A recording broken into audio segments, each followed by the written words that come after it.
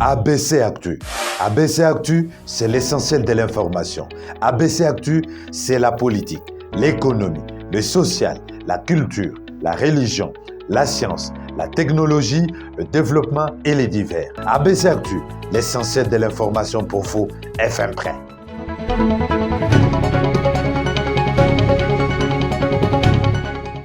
Bonsoir chez vous, voici pour vous les grandes lignes de l'actualité de la RDC. S'inscrire sur les listes électorales, c'est prendre son destin en main et réduire les possibilités de fraude. Ce sont les mots de Moïse Katumbi à la population après avoir rempli son devoir civique. Le détail à suivre dans ce journal.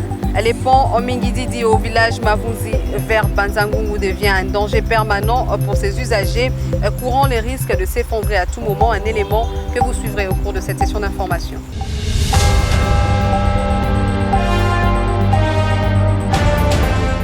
Merci de nous choisir pour vous informer. Participant au sommet de Dakar sur l'agriculture et l'agroalimentaire, Félix Tshisekedi confirme sa volonté de diversifier l'économie congolaise en s'appuyant sur l'agriculture. Regardez.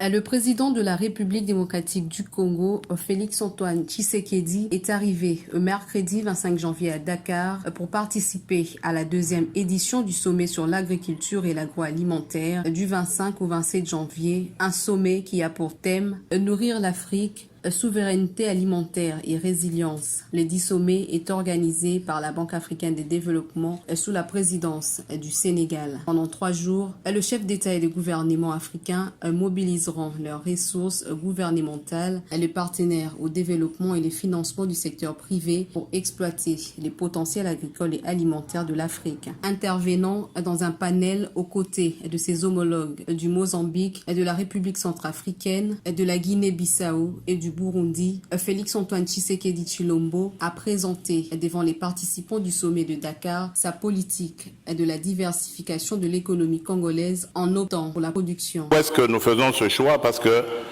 moi je l'ai titré comme ça par un slogan, la revanche du sol sur le sous-sol, pour sortir un peu de nos malheurs. Parce que le sol a beaucoup de choses et peut-être même plus à offrir que le sous-sol. Pour le chef de l'État, le sol congolais doit prendre la revanche sur le sous-sol. Et pour montrer sa détermination de valoriser les secteurs agricoles, le président Tshisekedi a fait part de quelques initiatives du gouvernement, notamment l'augmentation du budget du ministère de l'Agriculture, la création de 8 zones agro-industrielles et l'expérimentation du manioc dans la filière de panification. Et dans ce domaine, nous avons pointé plusieurs secteurs. Le secteur du manioc. Aujourd'hui, nous avons réussi à impliquer le manioc dans la fabrication du pain à hauteur de 10%. Cela nous a permis de faire des économies sur l'importation de blé, d'économies de l'ordre de 10 à 20 millions de dollars. Nous développons en ce moment des semences pour la culture du soja. Vous savez que le soja est très important pour lutter contre la malnutrition, mais également pour servir d'aliment pour le bétail.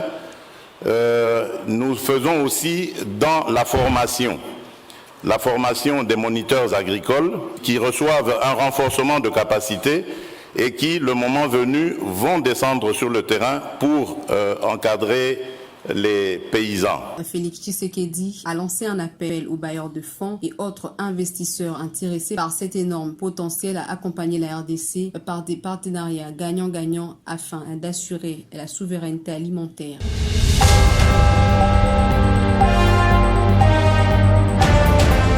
Et dans l'actualité également, échange ce jeudi sur la paix et la stabilité entre Christophe Mbosso et Amason Jeffa Akingi, respectivement président de l'Assemblée nationale RD congolais et président du Sénat kényan à Kinshasa, dans le cadre du Forum des parlementaires de la région des Grands Lacs, présidé actuellement par le Kenya. Regardez.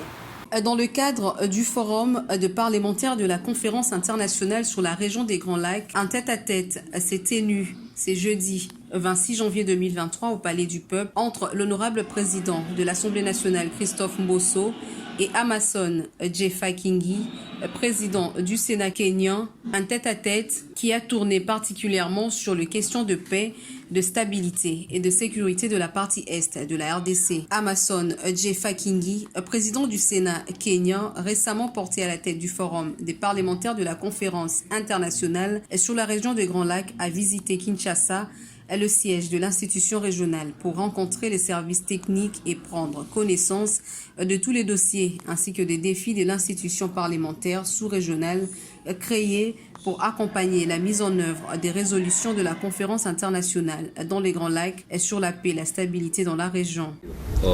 As you're aware, in 2006, comme vous êtes au courant, en 2006, the nations of the Great Lakes region tous les pays de la région des Grands Lacs se sont réunis ensemble pour former ce qu'on appelle aujourd'hui le forum parlementaire dans la région des Grands Lacs.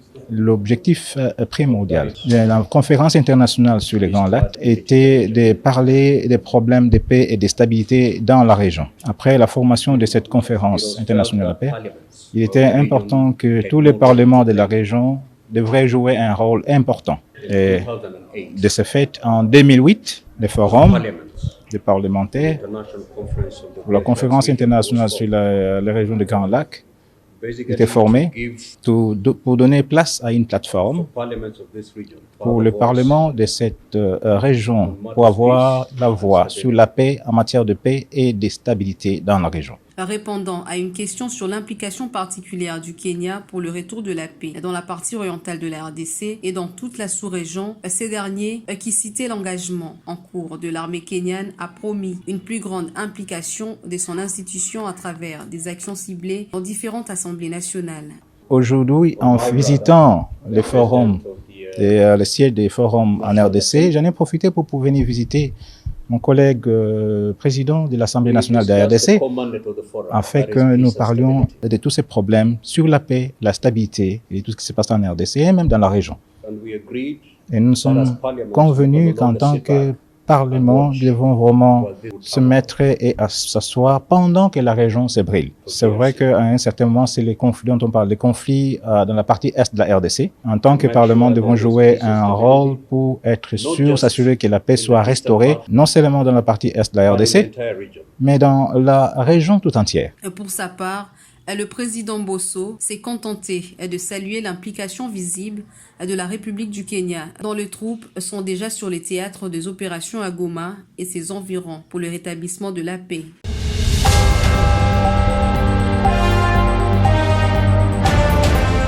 Moïse Katumbi Chapwe a rempli son devoir civique ce jeudi 26 janvier 2023, accompagné d'une marée humaine à la Rouachi. S'inscrire sur les listes électorales, c'est prendre son destin en main, a-t-il déclaré en appelant la population à s'enrôler en masse. Regardez. Il s'est fait accompagner de plusieurs membres de son parti, dont son conseiller principal, Salomon Kalonda Dela. Lui, c'est Moïse Katumbi Chapwe, président national des Ensembles pour la République, qui s'est rendu au centre d'inscription de la paroisse Notre-Dame des Pauvres dans la commune de la Rouachi pour obtenir sa carte d'électeur. Des centaines de militants l'ont accompagné, scandant ainsi des chansons en vue de prouver leur soutien à cet ancien gouverneur du Haut-Katanga. Après avoir rempli son devoir civique, Moïse Katumbi s'est exprimé en ces termes. Notre-Dame wa Mashikini, Mama Maria, donc Mama wa Mashikini. Biri chakula kuya Muruaji ni quartier mko bantu banateswa bakongole banateswa mingi kabisa. Atulombe kujua mambo ya mambita, mambo ya injustice na mambo ya haine. Mama Maria barumie kabisa. Donc ile tuko nayo hapa ni besoin ya maelection. Maelection ni devoir bakuye bajanrole. Kama bani janrole, chiku ya vote. Soulignant que Moïse Katumbi ne fait plus partie de l'Union sacrée et s'est déclaré candidat à la présidentielle de décembre prochain.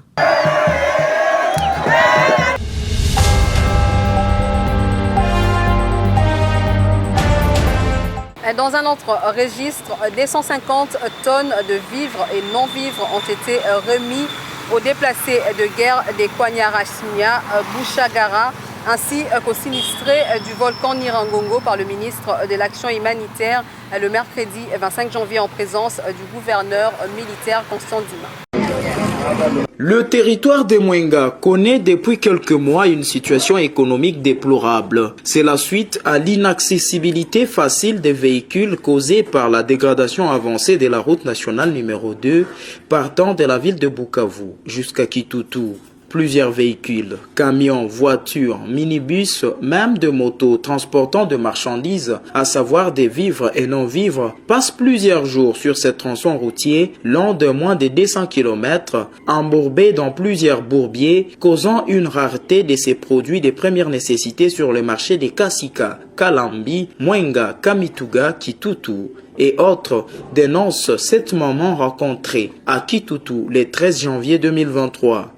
Tulikuwa nauza maragi bei mzuri, tulikuwa nauza kopo ya maragi 1000 francs 1200. Lakini kwa leo tunauza kopo ya maragi 3000 francs.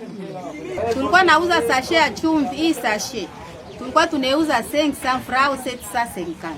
Lakini tuko nauza 1500.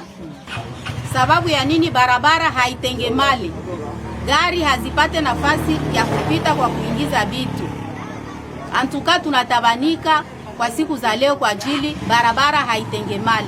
Soucieux de cette situation et dans le but de faire face à cette situation déplorable, l'entreprise chinoise ORC, comme dans ses habitudes, a mis quelques machines sur cette route avec comme objectif de supprimer les grands bourbiers qui causent problème aux véhicules entre Boahungu dans les territoires de Walungu jusqu'à Kitutu. Sentiment de satisfaction pour ces habitants du milieu et autres usagers qui n'ont pas caché leur joie. Concrètement, c'est grâce à cette entreprise ORC. On ne peut qu'encourager, mais néanmoins, ce n'est pas de leur responsabilité, c'est au gouvernement congolais de prendre leurs responsabilités. Il vous souviendra que cette société a dernièrement réhabilité encore une fois cette route, ainsi que plusieurs ponts qui étaient également dans un état déplorable. Et c'est là avant la suspension des activités minières dans cette partie de la province du Sud Kivu. L'ORC s'investit également dans la construction et la réhabilitation de plusieurs bornes fontaines pour permettre à la population de consommer l'eau propre. La première phase est celle de Kaboge et Mitobo. Ni societe ORC tuletea maji hapo. Ndio kwa hivi kesa maji inatusaidia hadi basungulu kule biko kwanza kiashota kwayo na iko inaenda kabisa. ORC inatia maji hii lokalite yote mzima make maveni zote kuko maji. Make hapa kwa hii aveni kwa hapa hivi kuko mbili humu mwa hii aveni Nyaksobongo. Kwa kule kuko ngine aveni 6 na mwana maveni yote kuko mamaji. Na ku centre de santé balitia zingine marojete. Na tuko na masomo tu moja wakati ngine rojete. Njo kwa jumla yote iko 11. En fait, la société chinoise ORC, après avoir effectué au moins 3 fois les forums communautaires, ensemble avec la communauté locale de la chefferie de Wamuzime, toutes les couches confondues, on s'est fixé de faire ce qu'on appelle un cahier de charges, tel que prévu dans les codes miniers et dans les lois de notre pays, la RDC. Et ici à Kitutu, précisément chefferie de Wamuzime, cas particulier de Sitengoy, on s'est convenu qu'il faut qu'il y ait les projets d'adduction d'eau potable, il faut qu'il y ait la réhabilitation du bureau de groupement de Bakouté et d'autres projets. Mais parmi tous ces projets qui ont été acceptés dans ce protocole d'accord qui a été signé entre la société et la communauté locale, et seulement au niveau de Kitutu, on a déjà seulement passé à la réhabilitation du bureau du groupement de Bakouté, qui est jusqu'à 90% de finissage. Par rapport à ce qui concerne le groupement de Banampouté, le projet d'adduction d'eau potable est en cours aussi. Au niveau de Kaboge, le projet est déjà effectif, mais uniquement au niveau des chefferies des groupements de Bakouté, où le projet d'adduction n'a pas été encore jusqu'à présent été réalisé.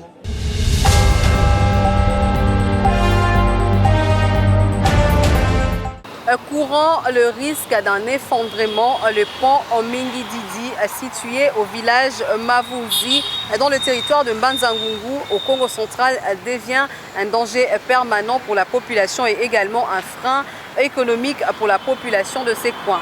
Regardez. Avec un état de délabrement très avancé, le pont Mingididi est situé au village de Mawunzi et dans le territoire de Mbanza-Ngungu, dans le Congo central, court les risques d'un effondrement.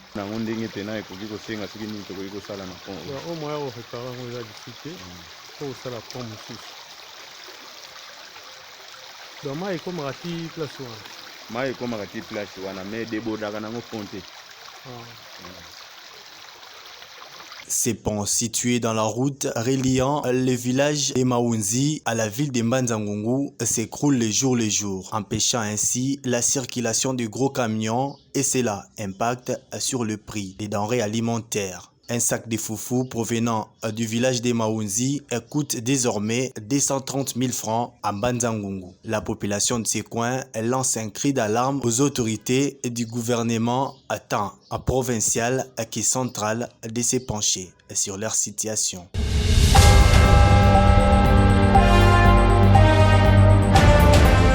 Une entreprise chargée pour le projet d'adduction d'eau dans le village Wikong en territoire de Luilou, dans la province de Lomami, s'est résolue d'arrêter les travaux il y a de cela 6 mois et s'est donnerait depuis lors à la vente des matériaux de construction, une situation que dénonce le président de l'Assemblée provinciale de Lomami, Bertos Kabey. Regardez. Visant à impacter le social du peuple congolais, comme le veut le chef de l'État Félix-Antoine Tshisekedi Tshilombo, les travaux du projet d'adduction d'eau potable au village Wikong, situé dans les territoires de Luilou, province de Lomami, sont aux arrêts ça fait maintenant 6 mois. Alors que leurs raisons ne sont pas ici communiquées par le projet de renforcement des infrastructures socio-économiques prises, le matériel devant servir à la construction de cet ouvrage subissent déjà une vente illicite, dénonce pour sa part Bertos Kabey, président de l'Assemblée provinciale de Lomami et élu du territoire de Luilou. Nous sommes la sentinelle du peuple lomamien. C'est inadmissible qu'un service public de l'État, en l'occurrence le PRISE, soit en train de cautionner ce qui se passe à Wikong. Les arrêts brusques de travaux, mais aussi la vente illicite de tous les matériaux. Ceci dénote purement le sabotage des actions du chef de l'État dans l'espace Grand Kassai. Les éléments de l'ordre sur place à Wikong ont pris les vendeurs et les acheteurs, mais dans le sac. Et c'est comme ça qu'ils ont été arrêtés et acheminés au parquet de Luputa, où ils sont en train d'être auditionnés. Cet acte, qui traduit un sabotage des actions du chef de l'État Félix Tshisekedi dans cette partie de l'espace Grand Kassai, suscite la colère de cet élu qui appelle la population luloise à la vigilance et à dénoncer tout anti-valère et le ministre en charge du développement rural de prendre à bras le corps cette situation. Ce sont des projets à impact social. Le chef de l'État Félix-Antoine Tshisekedi Tshilombo se casse jour et nuit pour impacter le social de nos communautés. La population doit s'approprier ces projets. La population ne doit pas se faire complice de la destruction et du freinage des antivaleurs dans nos entités. Nous demandons à la population d'être vigilante et de dénoncer toutes ces antivaleurs. Que son Excellence, Monsieur le ministre national en charge du développement rural, puisse s'impliquer pour que ces actes de sabotage qui sont à la 1e fois dans la province de Lomami sous la barbe de prise puissent s'arrêter. Il faut signaler que ces travaux sont exécutés par 2 firmes américaines, dont le General Electric Pomat et Malcom.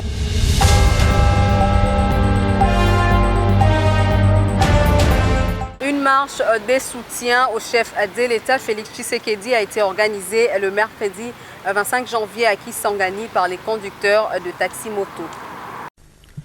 Mariage scellé entre les motards de la ville de Kisangani, le président de la République et la gouverneure des provinces. Ce mercredi 25 janvier 2023, les conducteurs des mototaxis ont organisé une marche pacifique à travers les rues Boyomèse en guise du soutien au président de la République, Félix-Antoine Tshisekedi Tshilombo, dans sa détermination à riposter contre les ennemis de la nation qui ne jurent que balkanisation du Grand Congo. Partant du rond-point du stade, ces motards ont chuté au gouvernorat des provinces où ils ont lu un mémorandum devant la gouverneure des provinces, Madeleine Nikomba Sabangu, avant de passer par le rond-point Bercail, Congo Palace, rond-point du Canon, rond-point Espace 3000 et rond-point à Sekis. Leur représentant revient ici sur l'économie du mémorandum. Nous soutenons l'engagement de son Excellence Madame la gouverneure de la Tchopo, Madeleine Nikomba Sabangu, à travailler résolument pour matérialiser la vision du chef de l'État, le peuple d'abord, dans notre province de la Tchopo. Devant un bain de foule très contente, la chef de l'exécutif provincial remercie de tout son cœur les motards de la ville de Kisangani et leur promet de transmettre fidèlement leur mémorandum au président de la République, Félix-Antoine Tshisekedi Tshilombo. Profitant de cette noble occasion, Madeleine Nikomba n'a pas oublié d'épingler les questions liées à l'enrôlement des électeurs, à la sécurité dans la ville de Kisangani, au regroupement des motards en une association unique, à la tracasserie et à l'acquisition des documents de bord. Tracasserie et Kosila. Tokoyeba ndenge ya kosolo na ba PCR pona orienter makambo nyonso ezala malamu. Il faut na respecter vision ya mokonzi ya mboka oyo alobaki le peuple d'abord. Yango toyaka kobakisa Tchopo il faut ebonga pour que peuple azala malamu. Bomonaki topesaki bino courtoisie 45 jours et salemana nute tokozala na réunion moko ya munene.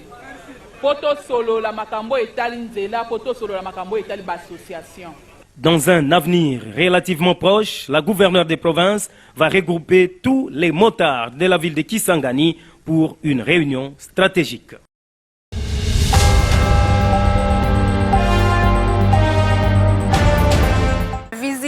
Guidée du président de la FEVOCO, Christian Matata, à la nouvelle salle couverte érigée dans l'enceinte du commissariat général de la police nationale congolaise.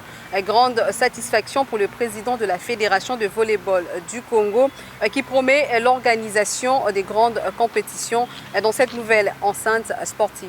Regardez. Je pense que nous sommes, nous tous qui avons ou qui venons de visiter cette salle, nous sommes émotionnés et beaucoup surpris parce que on voyait ça de loin et de l'extérieur. On ne pouvait pas s'imaginer que cette salle que nous venons de visiter, c'est une salle moderne qui peut nous aider à abriter beaucoup de compétitions régionales et continentales. Nous venons de voir le terrain ainsi que l'espace réservé au volleyball. Cet espace remplit les normes internationales. Je pense qu'on peut jouer le volleyball sans inquiétude parce que quand on regarde après les lignes de livraison et autres, nous avons plus ou moins 10 mètres. Du côté du filet, nous avons au-delà de 6 mètres. Donc on peut arriver à jouer au volleyball sans inquiétude. C'est une salle moderne et qui répond aux normes internationales. Je pense que le message que je peux avoir premièrement, c'est de pouvoir remercier les gens qui ont pensé à nous doter d'une salle. C'est quasiment la première salle que nous avons au niveau de la République démocratique du Congo. Et cette salle peut servir beaucoup de disciplines. Vous venez de voir, on peut y jouer un championnat de volleyball, de basketball, ainsi que toutes les disciplines de combat. Donc c'est une salle qui peut aider beaucoup des fédérations pour, nous permettre de mieux préparer les équipes nationales et pourquoi pas organiser des championnats provinciaux ou même des championnats nationaux au niveau du terrain. C'est question juste de voir comment on peut nous donner accès à la salle pour permettre à toutes ces disciplines-là de pouvoir mieux préparer les équipes nationales. Et je pense qu'avec une préparation dans une salle comme ça, nous saurons comment nous défendre avec des pays de Maghreb.